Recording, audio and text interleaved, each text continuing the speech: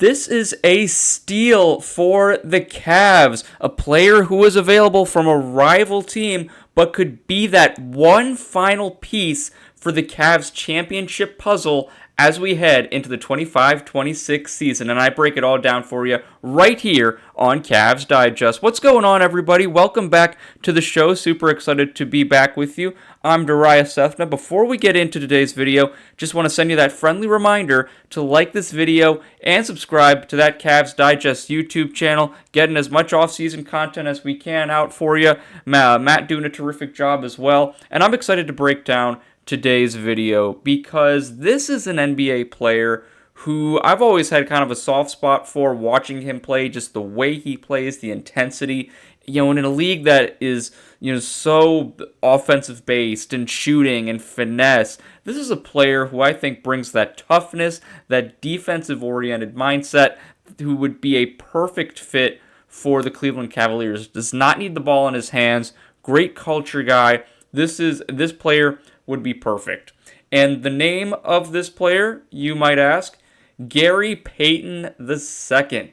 Yeah, that's right. I think Gary Payton II would be a great fit for the Cleveland Cavaliers, and here's why. So a recent article I found kind of broke it down a little bit more. So as of right now, what's going on in reality here? So Jonathan Kuminga, Warriors fans, you might know him very well, but also if you're a Warriors fan, you're probably not watching Cavs Digest. But hey, you never know. But at the end of the day, Jonathan Kuminga is kind of going through contract negotiations right now. Kuminga, throughout his few years in the NBA, has shown a lot of improvement, a lot of growth, and a lot of upside as well. He's kind of like the Warriors version of Evan Mobley, someone who can take the reins, possibly take the reins, and be that next franchise player for Golden State. However, he is in the middle of a contract negotiation now. He was offered a 2-year, $45 million deal by the Warriors, along with a team option. However, his representation disagrees. They're asking for an asking price of about 3 years and $82 million.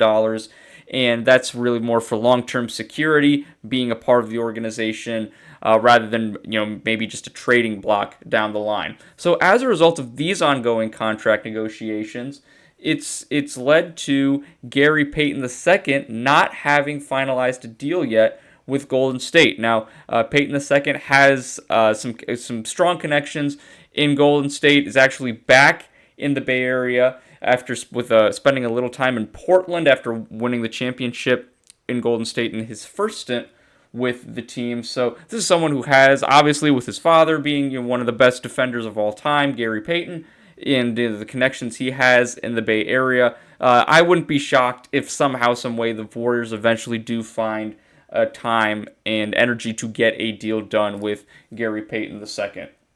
So at the end of the day, however, he's still available, and I still want to make my case for why the Cleveland Cavaliers should be in the sweepstakes for Gary Payton II. Let's look at some stats here for you real quick, because I think it's important to bring it up. So, like I said, Gary Payton II is a defensive-oriented player, right? He's not going to give you 30, 40 minutes a game. You're right. I think coming off the bench to give you that 15 minutes a game for a team that's already so deep in the Cavs would be perfect.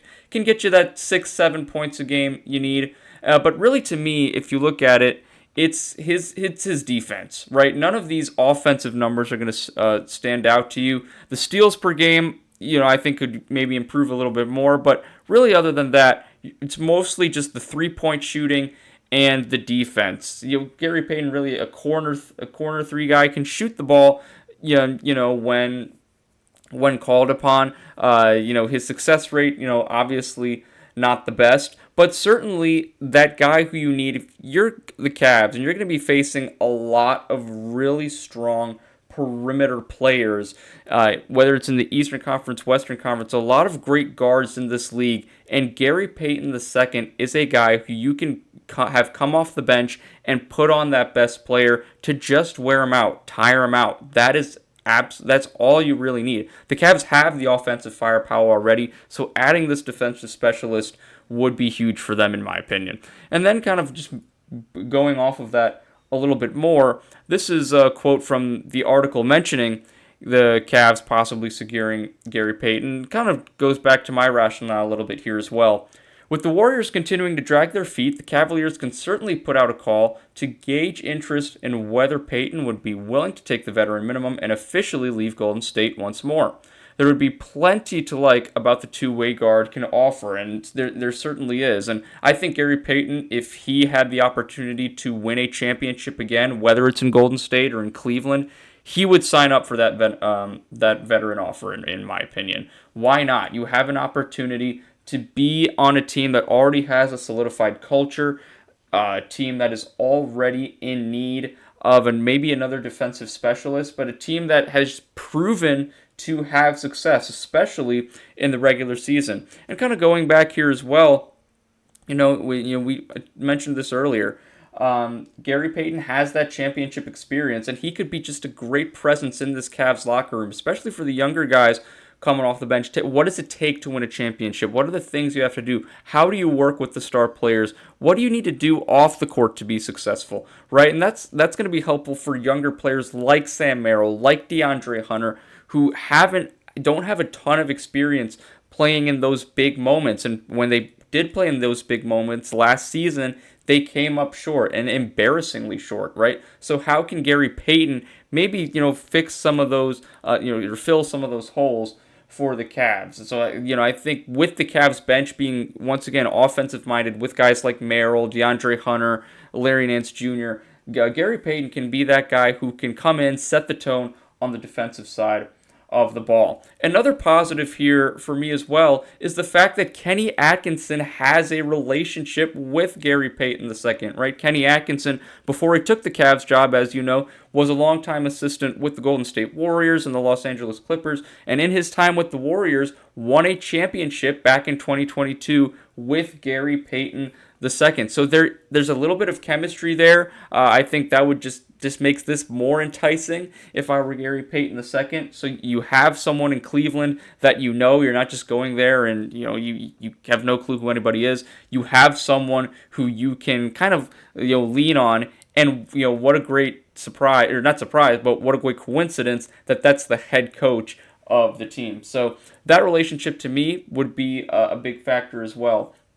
So, kind of, to conclude this video, the upsides with Gary Payton II do outweigh the downsides. Probably the biggest downside would be his age, right? He is getting up there in age, but you don't need him to play 30, 40 minutes a game, like I said earlier. Bring him off the bench for 15 minutes, have him guard one of the better perimeter players on the opposing team, and just really he's having him more for that veteran insight, that knowledge, building that locker room chemistry, and really taking this Cavs team to even higher heights, I think would be huge. I think this would be a fantastic pickup, and to me, this would be the final piece the Cavs would need to complete this championship puzzle here, because they're right there. They're right there, and really, all honesty, they probably don't necessarily need another piece.